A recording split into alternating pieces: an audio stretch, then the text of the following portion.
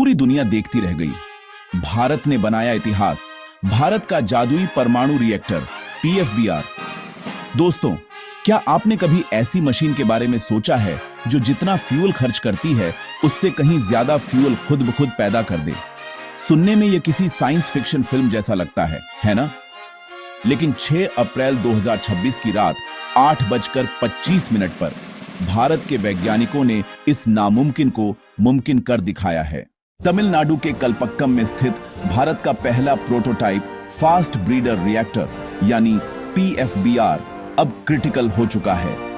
यह सिर्फ एक वैज्ञानिक उपलब्धि नहीं है, बल्कि भारत की ऊर्जा आजादी का वो ब्रह्मास्त्र है जो आने वाली पीढ़ियों के लिए बिजली की कमी को हमेशा के लिए खत्म कर सकता है। आइए जानते हैं। सबसे पहले एक गलतफहमी दूर करते हैं। आम भाषा में क्रिटिकल का मतलब होता है खतरे में, लेकिन न्यूक्लियर साइंस में इसका मतलब जीत है। जब एक रिएक्टर क्रिटिकलिटी हासिल करता है तो इसका मतलब है कि रिएक्टर के अंदर न्यूक्लियर चेन रिएक्शन अब स्थिर यानी सेल्फ सस्टेनिंग हो गया है।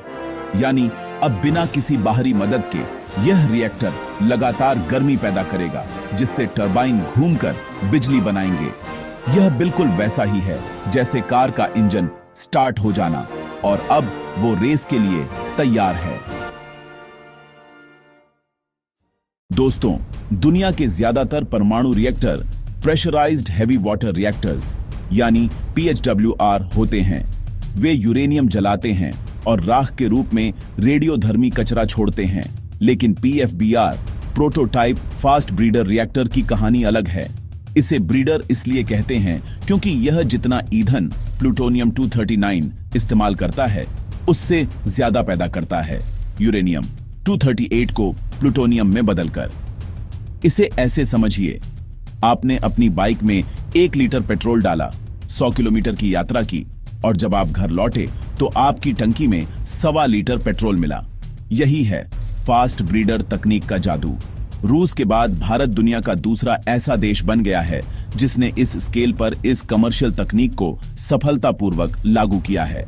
पॉइंट नंबर 3, डॉक्टर भाभा का 3 स्टेज विजन और थोरियम का खजाना।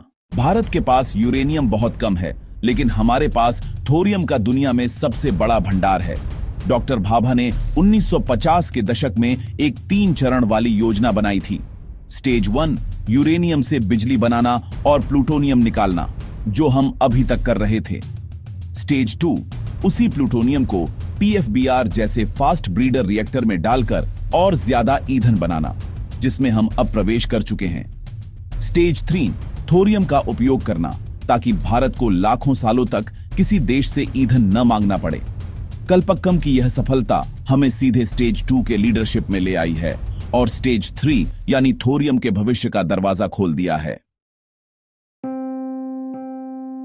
अब आप सोच रहे होंगे कि अगर यह इतना आसान था तो अमेरिका और फ्रांस जैसे देश इसमें फेल क्यों हो गए? जवाब है लिक्विड सोडियम। आम रिएक्टरों में पानी का उपयोग होता है, लेकिन PFBR में तरल सोडियम का उपयोग कूलेंट के रूप में होता है। सोडियम हवा और पानी के संपर्क में आते ही भयानक आग पकड़ लेता है। इसे हैंडल करना वैज्ञानिकों के लिए सबसे बड़ी चुनौती थी।